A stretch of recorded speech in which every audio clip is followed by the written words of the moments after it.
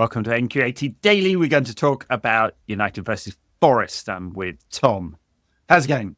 Yeah, good, thank you. How are you? Yeah, very good. Yeah, and enjoying the post-Arsenal glow, something like that. No, I'm really not. It kind of annoyed me, that one, but I'm over it. I'm over it. We got used to all these defeats in the last 10 years, haven't we? It was just like I think what most losing to me. the Chateau Burnley was like not awesome, was it? That was what was so annoying. Like how like into the corners they were getting, like literally cheering every corner like it was a goal, like a small time team. Well, they are small time. They are a small time team. Their fans are very small time. Yeah, it also kind of scares me about like the trajectory of the way the football might be going with all these set piece coaches and stuff. And the way that, I mean, yeah. They're great at putting the ball in. Can you imagine if everyone copied it? Exactly, yeah. How boring football would be. Like Amorim said after the game as well, which I guess probably wasn't referenced on. It might have been referenced on the podcast. Can't remember, but like he feels like Saka and Martinelli are literally going outside to just win corners. Which is this a state of football about one of the best teams in the league? Like, and this is what football has come to. Yeah. Anyway, Mikel Arteta with his little child balls, like. Got really uptight about that one. And when he was asked about it, he was like, "No, we don't do that." Oh, fuck off, you little Lego head, fuck. Anyway, so sorry to get on that run. We're talking about Forest here, Nottingham, home of Robin Hood, Brian Clough, Brent, and me, actually. And you. Yeah, me. Yeah. What a collection! Wow. Me and what Brent. A collection! Yeah. How do you? I heard your besties with him. Thankfully, never seen him. Callum the Dragon is also for the Gen Z listeners. Callum the Dragon is also from Nottingham. I have seen him a few times around Nottingham, but I've never seen Brent. Does he leave his house? Does he? Probably doesn't. I think he lives in Solihull, according to one article. Oh, right, okay. Right. Anyway, whatever. Forest have had they had a really good start to the season, and then the form's tailed off a little bit. And I guess driven a lot by, Nuno, who has always been a good coach. He was a very odd stylistic fit at Tottenham, but he's making a comeback. And strangely, Mark Wood. So Chris Wood, sorry. I'm thinking cricket here. Yeah. Be watching the cricket. Mark Wood is not playing in that one against the Kiwis. But the Kiwi, Chris Wood, there you go. That's the link. Nice segue. Yeah, well, it wasn't very smooth, was it? Chris Wood scored 9 Premier League goals, which means he is the joint top goal scorer ever for Nottingham Forest with Brian Roy. What a weird stat. It is a weird, and also he is the top Premier League scorer for 2 different clubs of all time. Burnley being the other one. And also, I was looking earlier, like Chris Wood has also scored 7 international goals this season as well, because he's been travelling over to the other side of the world to play friendlies against not even friendlies, World Cup qualifiers against Vanuatu and Samoa and the like as well. So yeah, in a rich vein of form, the boy. Weirdly, and also he missed a massive. I don't know if you saw the highlights on Wednesday night against City. He missed a massive chance at 1-0, like a real one-on-one. Like you think, oh, Chrissy, could have been. It could have changed the. It could have changed the game and also kept City in their little torture form. World Cup qualifiers I like to look out for: Samoa versus American Samoa, grudge match. Yes. And American Virgin Islands versus the British Virgin Islands. It's like replaying the Revolutionary War all over again, isn't it? Is it American Virgin Islands that film's about? No, that's American Samoa, isn't it? Where Australia beat them 38-0. Is that them? Is that them? Wasn't that Solomon Island? I can't remember. Honestly, can't remember. Yeah, there's a film about it by Taiki Wakiki. Yeah, I've butchered that. Yeah. There you go. Forest. I mean, they went when they first came up to the Premier League again, and I should reference, I'm sure their top scorer ever as a club is not Brian Roy and Chris Wood. I don't know who it is, because football did exist before 1992. Unbelievably, I only recently found this out. I was shocked, I tell you. But they put all these players. It seemed like Chelsea light, didn't it? It was absolute chaos. They bought 23 Yeah, players in bizarre. that one summer, and then they turned them all over again because they worked out they were all rubbish. But they seem to have found a bit more of a consistent team this season, and obviously had that sort of really strong start. So they're ahead of us in the league, which is rather unfortunate. But, Yeah, when I was on holiday with a Forest fan when Nuno got appointed, and I was speaking to him about it, and Steve Cooper had done a really good job at Forest, and obviously he's done horrendously at Leicester and got kicked out quite early. But at Forest, he obviously did an amazing job. He took them over. I think they were bottom of the league, hadn't even got a point under Chris Hughton, took over them in the Championship, and in the same season, after maybe 7 games or something, being bottom of the table, they went up via the playoffs, which is like a remarkable feat, really. Like to be able to turn that around so quickly, and then did a pretty good job in the Prem as well. Kept them up a couple of one season, and then was doing okay last year. And then you think appointing Nuno, yeah, he did a really good job at Wolves. I think underrated. they were absolute pain in our ass.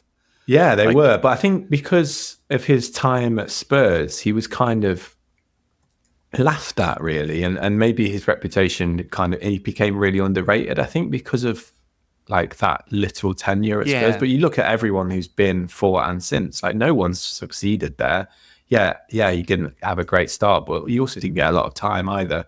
Went to Saudi Arabia, I think won the league over there, and then came back to Forest. And yeah, he's really made this team settled, and like they have a really, really good back four. They signed Milinkovic in the summer from Fiorentina, who's really good. Murillo, because obviously, like you say, I live in Nottingham. I'd speak to a lot of Forest fans a lot. They absolutely love this kid. They think he's going to be like the next best thing. So he's probably going to be at a top club very soon. Alex Moreno was really good at Villa. Yeah. And Ola Aimir, he's been awesome this season as well. Like that back four, like really settled, like really good. And Sells has been quite decent for them in goal as well. So the whole team has just become very settled. And they are kind of a counter-attacking team, but yeah, they're based on this really solid defense and then really, really quick, pacey wingers as well.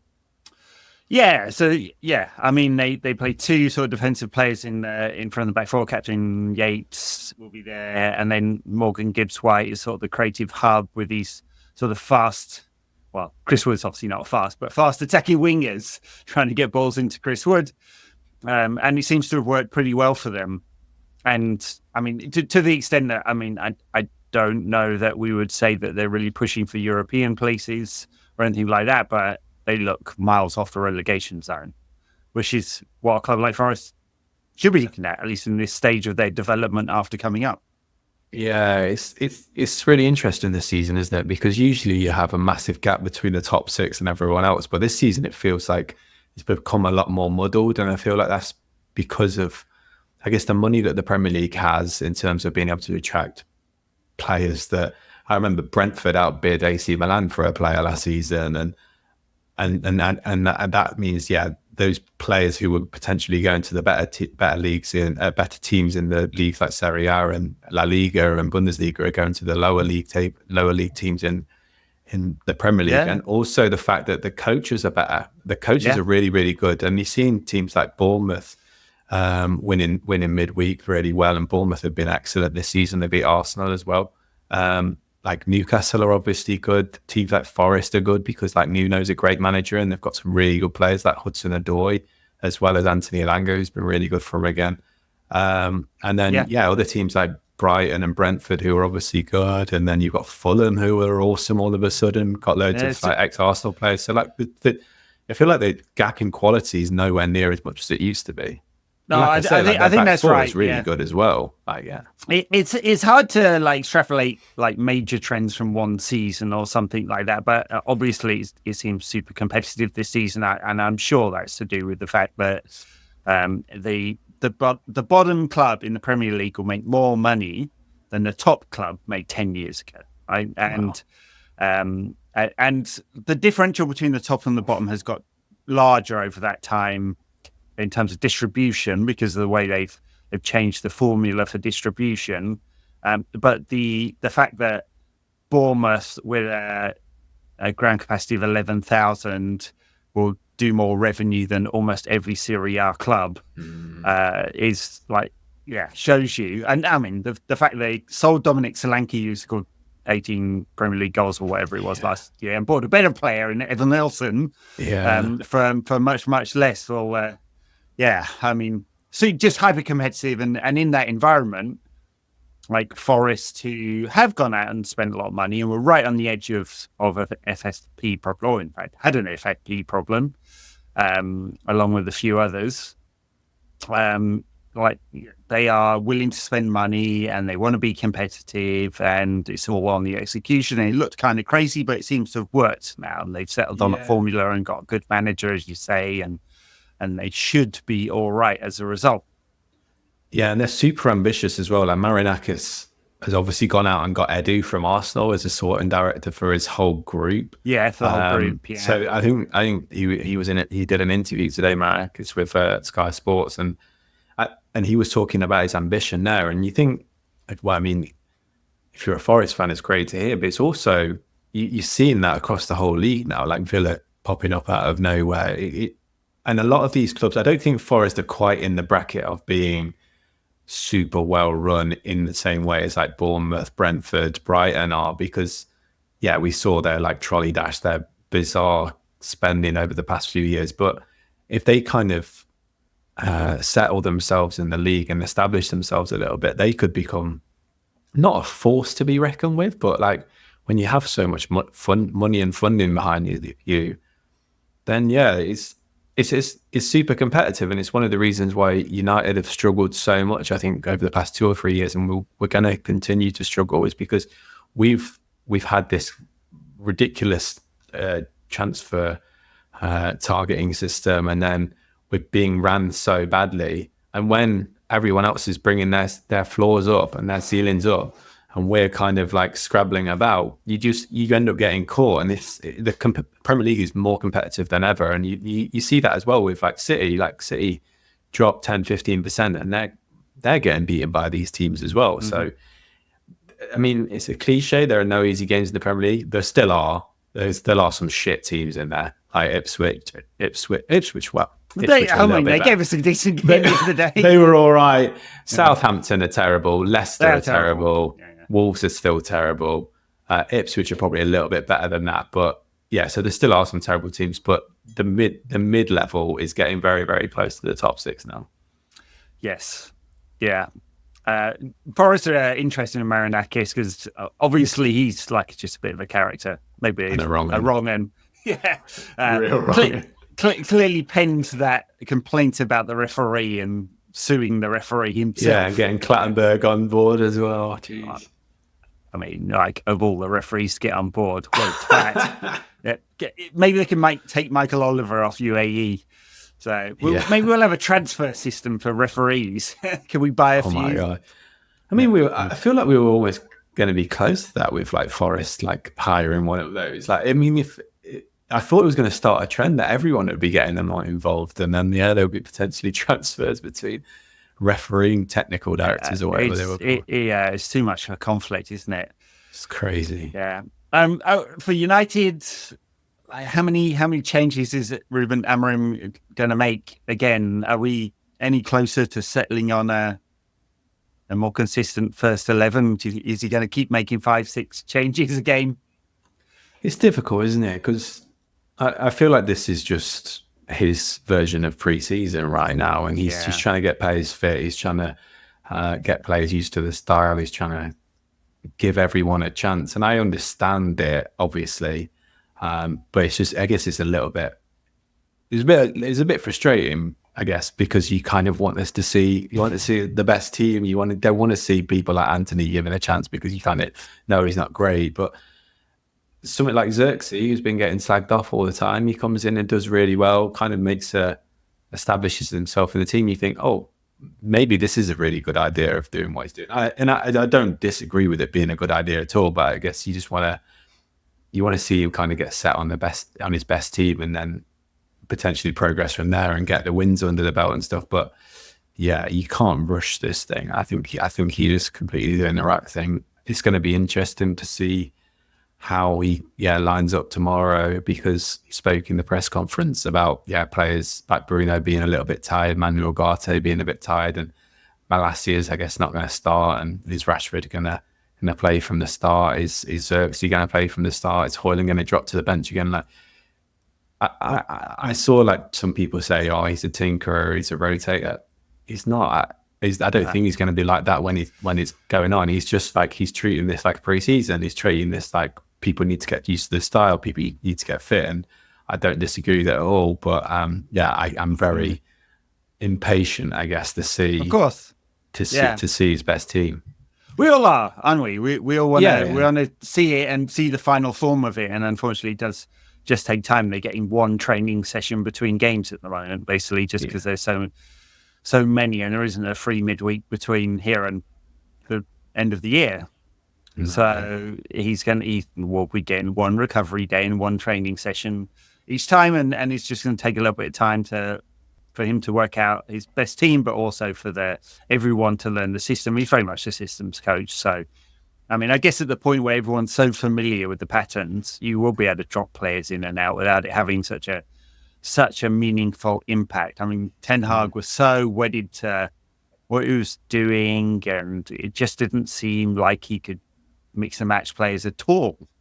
Now, I guess we'll find out whether that will happen with Amorim's side or not. I mean, like, we know exactly what he thinks his final form looks like, don't we? I think we have a clear idea about that, and it's just like who is going to be best and who's the best fit, and how many square pegs in round holes, and everything changed around at Arsenal. Had Bruno deep, the whole back five changed, and I don't expect that week to week, soon-ish. So, for this one, I kind of be surprised if there aren't. I mean, there will be a few changes, but like, what does Rashford go through the middle again, and he pushes Bruno further forwards? Mainu's obviously not suspended. Does he play? Yoro came on. Does he start, or does he have more time off the bench? I mean, a few questions here, right? Malacia, I guess, since he came off, he will not play, so it'll be Dallo at wing back again, probably. I presume.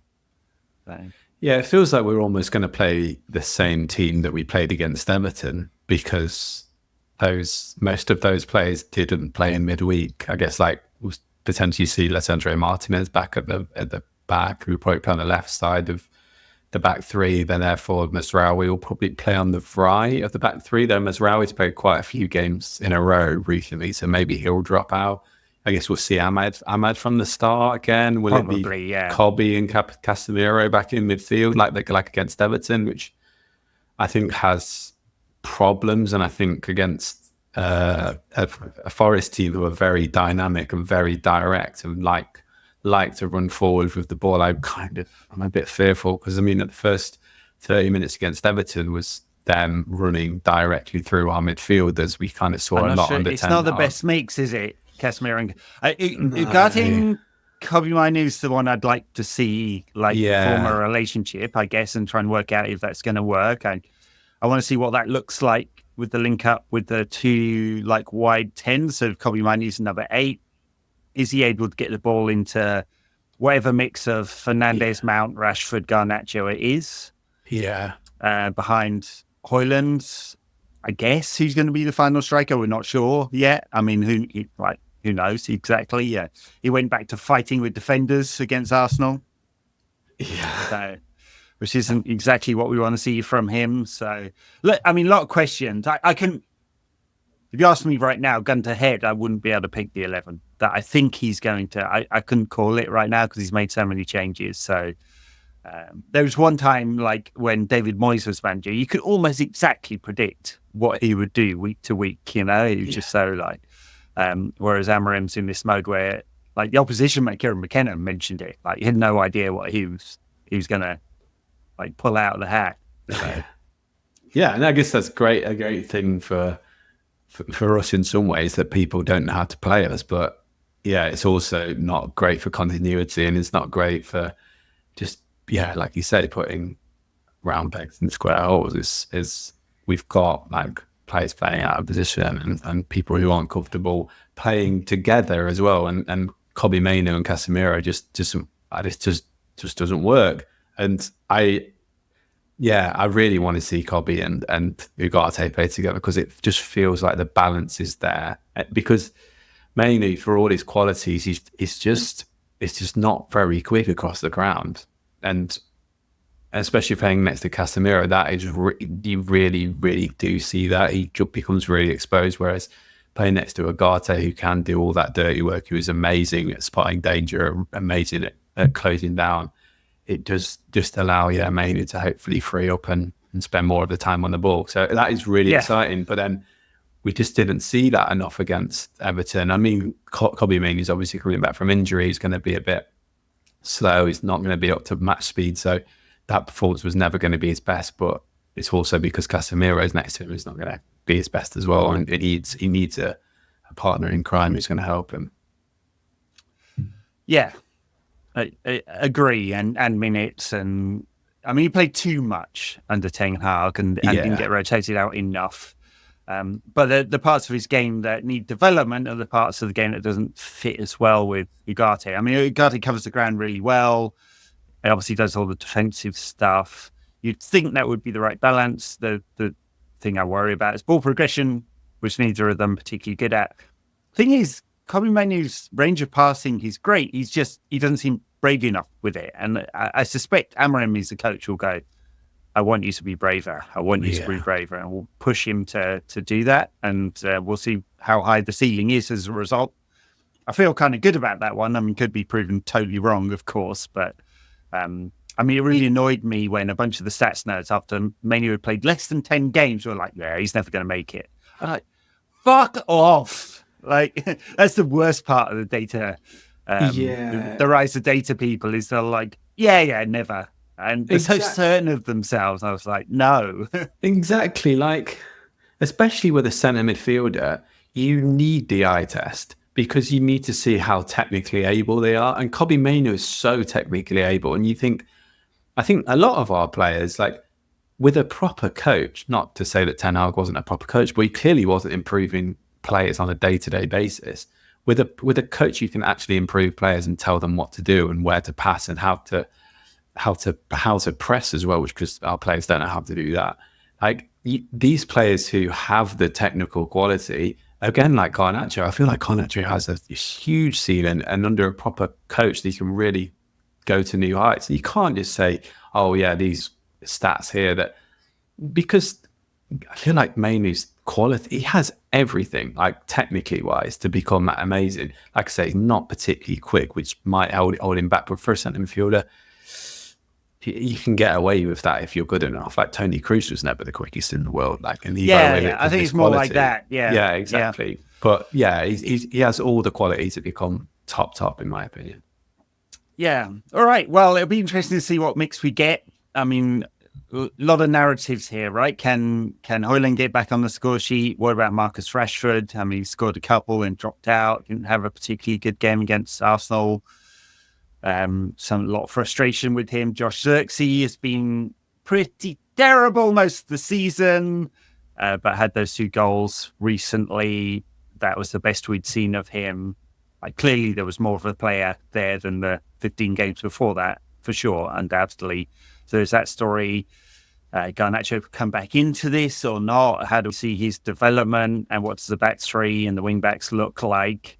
And blend of those. I mean, lots of potential there, and then lots of concerns as well. And just one more step on the journey. We've got this one, and then the cup game midweek, and then it's Pleasant midweek, and then the cup game the week afterwards, the EFL Cup game. So many games. Yeah, it's very hard to keep up with them all. It certainly is. All right. I guess we'll leave it there. Thank you, Tom. Thank you. Thank you, listeners or viewers.